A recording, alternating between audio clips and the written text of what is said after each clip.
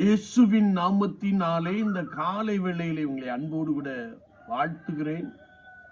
உங்களுக்கு கிருபையும் தேவ சமாதானமும் உண்டாவதாக. இந்த நாளிலும் கர்த்தருடைய ஆவியானவர் நமக்கு கொடுக்கிற வார்த்தை உபாகமத்தின் புஸ்தகம் 13ஆம் அதிகாரம் 18ஆம் வசனம் இப்படி சொல்லுகிறது: உன்னை விருத்தி அடைய செய்வார், உன்னை விருத்தி அடைய செய்வார்.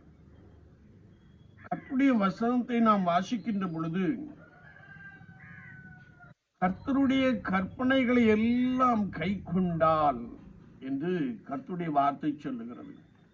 இஸ்ரவேலே, நீ நன்றாயிருப்பதற்கு கர்த்தர் உனக்கு கொடுத்த கற்பனைகளின்படி நீ நடப்பாயாக என்று எழுதப்பட்டிருக்கிற வசனத்தை நாம் வாசிக்க முடியும். கற்பனைகள் ஒன்றும் பாரமானவைகள் அல்லவே என்று வேதம் சொல்லுகிறது. கற்பனையில் பிரதான கற்பனை என்னவென்றால், உன் தேவனாகிய கர்த்தரிடத்தில் உன் முழு இருதயத்தோடும், உன் முழு ஆத்துமாவோடும், உன் முழு மனதோடும், உன் முழு பலத்தோடும் அன்பு கூறுவாயாக. அப்படியே காண்கிற உன் சகோதரனிடத்தில் அன்பாயிருப்பாயாக என்ற கர்த்தருடைய வார்த்தையை நாம் வாசிக்க முடியும். யாரெல்லாம் கர்த்தராகிய இயேசு கிறிஸ்துவை நேசிக்கிறேன் என்று சொல்லுகிறார்களோ அவர்கள் சக விசுவாசிகளோடு கூட, தங்களோடு கூட வாழ்ந்து கொண்டிருக்கிற, பணி செய்து கொண்டிருக்கிற எல்லா மனிதர்களையும் நேசிக்க வேண்டும் என்பதாக கர்த்தருடைய வார்த்தை சொல்லுகிறது. எல்லார் மீதும் நீ அன்பாயிரு என்று சொல்லி இருக்கிறார். இந்த கற்பனையை நாம் கை கொள்ளுகின்ற பொழுது ஆண்டவர் உன்னை விருத்தி அடைய பண்ணுவார். அது மாத்திரமல்ல, கர்த்தரின் பார்வைக்கு செம்மையானதை செய் என்று எழுதப்பட்டிருக்கிறது.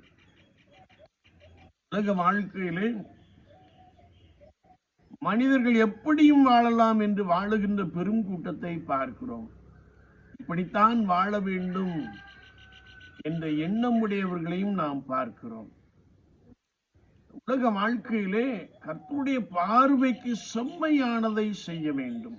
எசேக்கியா ராஜா ஆண்டவரை நோக்கி விண்ணப்பம் பண்ணின பொழுது, ஆண்டவரே, நான் உமது பார்வைக்கு நலமானதை செய்தேன் என்பதை நினைத்தருளும் என்று விண்ணப்பம் பண்ணுகிறார்.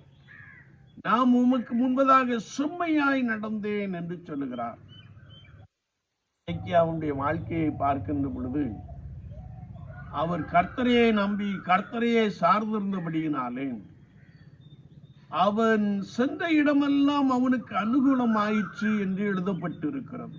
என்னை கேட்டுக்கொண்டிருக்கிற என் அன்பு சகோதரனே, சகோதரியே, உலக வாழ்க்கையிலே நீ கர்த்தருடைய பார்வைக்கு செம்மையானதை செய்கின்ற பொழுது கர்த்தர் உன்னை விருத்தி அடைய பண்ணுவார். மாத்திரமல்ல, அவருடைய சத்தத்திற்கு உண்மையாய் செவி கொடுக்க வேண்டும் என்றும் எழுதப்பட்டிருக்கிறது. அவருடைய சத்தத்தை நாம் கேட்க வேண்டுமே என்றால் நமக்கும் அவருக்கும் உள்ள உறவு சரியானதாக இருக்க வேண்டும் என்பதை குறித்து வசனம் மிக ஆழமாக கற்றுக் கொடுக்கிறது. இயேசு கிறிஸ்துவுக்கும் நமக்கும் உள்ள உறவு சரியாய் காணப்படுகின்ற பொழுது அவர் நம்முடைய சத்தத்திற்கு செவி கொடுக்க போதுமானவராக இருக்கிறார். உலக வாழ்க்கையிலே அநேக விதமான சத்தங்களை கேட்டுக்கொண்டே இருக்கிறோம். வஞ்சிக்கிற சத்தம், கர்த்தரை விட்டு விலகுகிற சத்தம், மாத்திரமல்ல, ஒருவேளை சுயம் என்னும் செயல்பாடுகள் நிறைந்த சத்தம் நமக்குள்ளே பலமாய் காணப்படுகிறது. ஆனால் வேதம் என்ன கற்றுக் கொடுக்கிறது என்றால், ஆண்டவருக்கும் எனக்கும் உள்ள உறவு சரியாய் காணப்படுகின்ற பொழுது நான் கர்த்தருடைய சத்தத்தை கேட்கிற ஒரு நபராக காணப்படுகிறோம். கர்த்தருடைய சித்தம் செய்கிற ஒரு நபராக காணப்படுகிறோம். கர்த்தருடைய வழிகளிலே உற்சாகம் கொள்ளுகிறோம். கர்த்தர் உங்களோடு கூட இருந்து உங்களை நன்றாய் ஆசீர்வதிக்க போதுமானவராக இருக்கிறார். என்னை கேட்டுக்கொண்டிருக்கிற என் அன்பு சகோதரனே, சகோதரியே, பரிசுத்த ஆண்டவர் நான் உன்னை விருத்தி அடைய பண்ணுவேன் என்று சொல்லுகிறார். கர்த்தருடைய வசனம் சொல்லுகிறது, உன்னை விருத்தி அடைய பண்ணுவார். நீ ஒவ்வொரு நாளும் கர்த்தருடைய கற்பனைகளை கை கொண்டு நடந்து வா. கர்த்தருடைய பார்வைக்கு செம்மையானது செய். அவருடைய சத்தத்திற்கு செவிகொடு. அவர் இந்த பூமியிலே உன்னை மேன்மையாக வைப்பார். உன்னை விருத்தி அடைய பண்ணுவார். உன் வியாபார ஸ்தலம் விருத்தி அடையும். நீ பணி செய்கின்ற இடத்தை கர்த்தர் உன்னை மேன்மையாக உயர்த்தி வைப்பார். பூமியின் சகல ஜனங்களுக்குள்ளும் நீ ஆசீர்வதிக்கப்பட்ட ஒரு நபராய் காணப்படுவாய். ஆண்டவர் தாமே இவ்விதமான செயல்பாடுகள் நமக்குள் நிறைந்திருக்கின்ற பொழுது கர்த்தர் சகலவற்றிலும் உங்களை பலமாய் ஆசீர்வதிக்கிறார். ஆமீன், ஆமீன். நாம் ஜெபிப்போம். நேசிக்கிற நல்ல ஆண்டவரே, புதிய நாளுக்காய் ஸ்தோத்திரம். வார்த்தைகளை கேட்டவர்களுக்காய் ஸ்தோத்திரம். பலப்படுத்தும். ஒரு நாள் உமக்கு பிரியமானதை செய்யவும், வழிகளிலே உற்சாகம் கொள்ளவும், மெல்லிய சத்தத்தை கேட்டு அதன்படி நடக்கவும் ஆண்டவர் உதவி செய்வீராக.